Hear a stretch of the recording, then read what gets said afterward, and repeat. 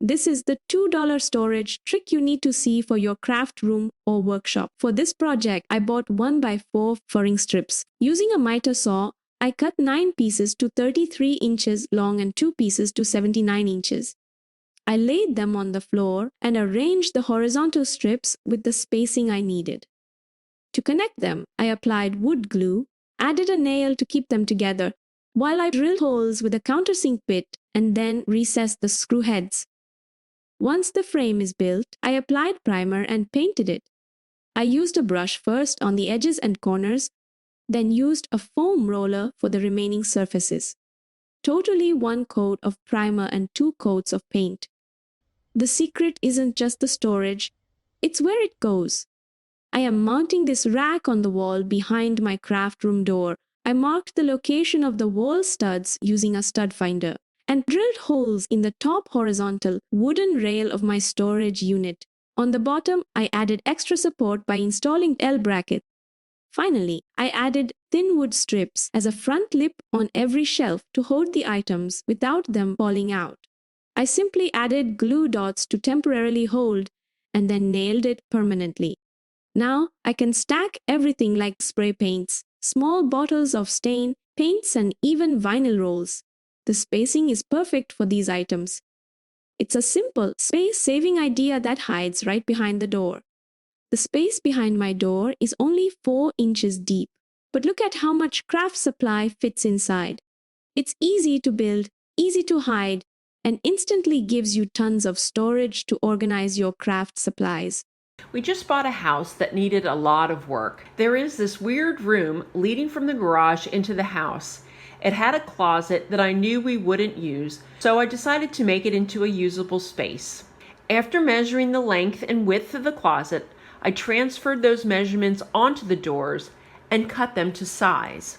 The doors are hollow core, so I needed to make sure they were strong enough to sit on. The panels were easy to remove with a chisel and a hammer. I placed the end into the door and nailed it into place. Then I filled the gaps with wood filler for a cleaner look. Next, I primed and painted the door white. It took 1 coat of primer and 2 coats of interior paint. Now to cut the frame for the bench. I cut 6 14-inch pieces for the sides, 4 59-inch pieces for the top and bottom, and 6 13.5-inch pieces for the cross pieces. After I cut all the pieces, I laid the bottom of the bench out onto the bottom of the closet and screwed the pieces into place. The top of the bench was built just like the bottom and assembled outside the closet. Now I had a nice solid frame. With the bifold doors cut to size, I used one for the front of the bench, sliding it into place. I laid the other door on top, making sure it was nice and square. I screwed the 1x4 into the frame. I filled the holes with wood putty, and then I screwed on the hinge. The bench was complete. After a fresh coat of paint on the walls, a new shelf, and some antique finds, the room was now functional space that we use every day. Grab some 2x2s to increase your bathroom storage in a few easy steps. I cut 4 2x2s to 6 feet each and cut 6 to 19 inches, and I cut another 6 to 4 inches each. I sanded all the boards, then used my Craig jig to drill pocket holes in each side of the smallest 2x2.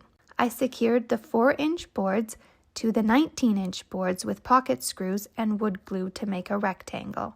I repeated this 2 more times to end up with 3 rectangles. I marked down 2 inches from the top of each 6-foot 2x2 and used a countersink bit to pre-drill the long 2x2 to the rectangle frame. I filled the screw holes with wood filler on the front side only and sanded the excess off smooth once dry. I wiped, cleaned, and painted the frame with Benjamin Moore color wrought iron. While that was drying, I sanded cedar 1x6 boards, ripped them down to size, and sealed them with 2 coats of polyurethane. I used a brad nailer to secure the cedar boards to the top of each rectangle base and slid the shelf over my toilet for the most modern functional bathroom storage. I absolutely love how this turned out, and it can be completely customized for your bathroom. I hope this inspired you to create your own beautiful storage for over the toilet. Whenever my wife works on her art and crafts, it gets kind of messy and it's not organized, but I've got a solution. First thing I'm going to do is take a 1x6 and cut it at 35 inches. I'm actually going to need 4 of these because these are going to be her new craft table. So once I get all 4 of these, I'm going to line them all up, one in front of the other. That's going to give me 22 inches of table. Once I got those lined up, I need a 1x3.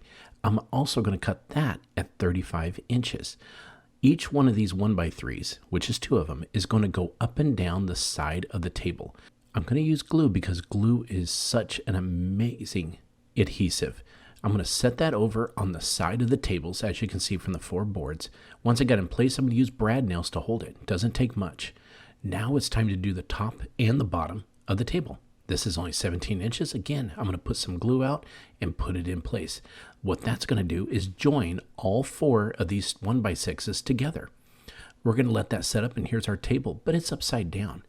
Now I need to build the legs for the table inside the frame of the table that I built.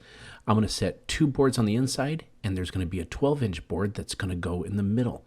We're going to set that in place again using glue to put it, but I need a space on each side so that the table goes in together. Now it's time to grab my Craig jig. I love this thing. It's great for doing pocket holes and pocket screws. Just use it and drill in. It's great as a guide and helps me hide the screws when I'm putting some tables together. Look at that. You don't see them from the other side, but you'll see them from the front. So what we're going to do is clamp together the frame of the legs of the table, and I'm going to use these pocket hole screws to put them together. It's easy to do, and you can't really mess it up. And look at that. That joint is super strong. The next thing I'm going to do is take some glue, and I'm going to put some wood pegs inside. It's really going to hide up those holes that I cut. Now you think you're sticking out now, but watch this. A little bit of sanding, they disappear, and it's great. I can get ready to paint it. Now I'm going to build the main frame of the cabinet that I'm building that the table's going to go against. I'm going to use 1x6s again to build the frame, and I'm going to put some shelves inside with them 1x4s. As you can see, there's a gap, and I'll show you why. Once it's all super strong and ready to go, I'm going to go ahead and paint the legs and the table and everything like that. Now I'm going to put down a primer first, and that's going to help the paint adhere to the wood. But one thing I'm not going to paint is the top of the table. I want to go ahead and stain that. And I want to make it dark because it's going to stand out a little bit from the white paint of the legs and the frame. When using stain, I do use a pre-stain and put that on. It helps this smooth over. And I don't use a brush. I actually use a towel because I feel like I can smear it on and make it look nice and make it more even. Once I get the table all done, it's time to put the hinges. Here we are back to the legs with the cross members, and I'm going to use a piano hinge. Take that, put the piano hinge on, and use the screws that are provided. Now I'm going to adhere it to the bottom of the table. Using the piano hinge again, just put it on there. Now it's time to put the table with the legs onto the frame using these brackets and these hinges, and it's going to give it a nice farmhouse look. Once I get this all put up, I'm going to set it onto the wall and mount it with some screws, making sure it's level. Now watch this miracle that's going to happen. I'm going to open the legs with the latch first, and then I'm going to open the table, and look at this. That is the greatest, coolest Murphy table I've ever built, and I love it, and it's got perfect storage. Now, remember that mess we had in the beginning? Look at this at the end. I can put all the crafts in there, and it's the perfect height for working on the table. I hope you enjoyed this project as much as I did, and I hope it inspired you to build your own DIY cabinet Murphy table. Thanks for watching Home Talk. We'll catch you next time.